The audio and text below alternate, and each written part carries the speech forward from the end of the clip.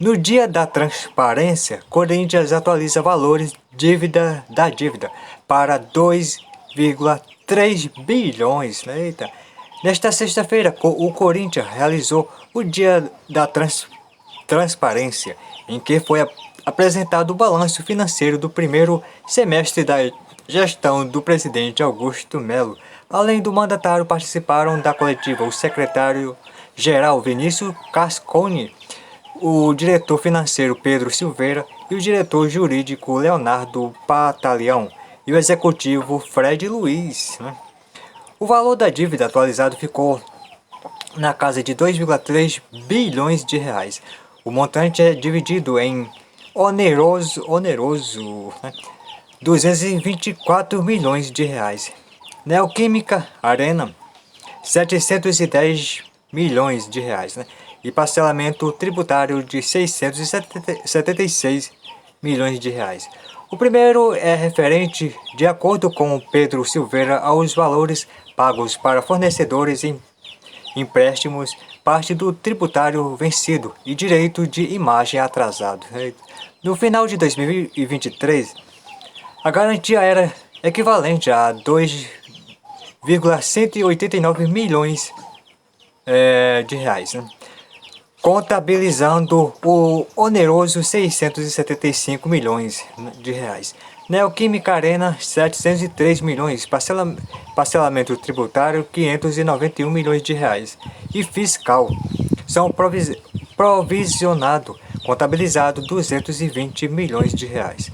Em dezembro de 2023, esse era o valor que estava no balanço do Corinthians, Uma dívida que estava no valor de 2,189 milhões de reais. Recentemente, foram relacionados passivos fiscais que não estavam provisionados ou contabilizados que são referentes ao passado e não desta gestão.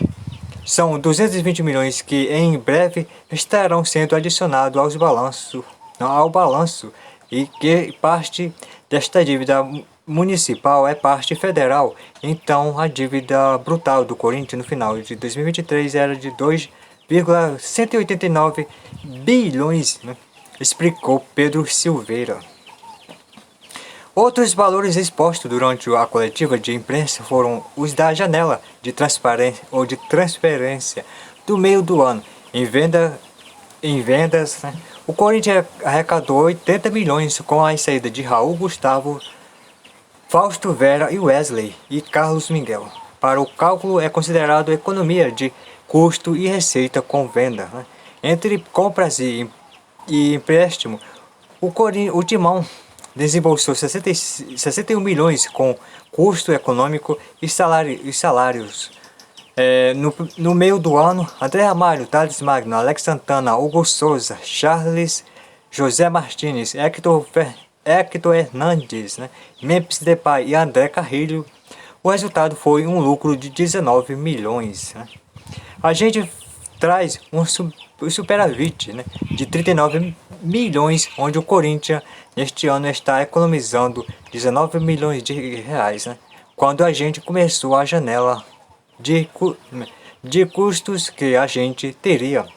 Então, esse foi um trabalho feito em conjunto, onde a gente mapeia cada contratação, a cada nova negociação, tanto a entrada de jogadores quanto a saída.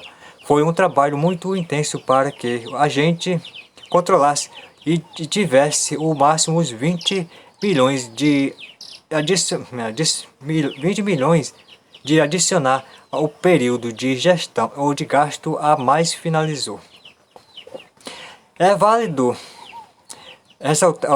ressaltar que Memphis Depay não estava no slide de apresentação, mas, de acordo com o executivo Fred, os valores investidos na contratação foram contabilizados. O contrato do holandês com o Corinthians engloba uma operação que deve alcançar cerca de 3,5 milhões em pacote de receitas e que engloba salário, luvas, bonificações e ações de marketing. O esporte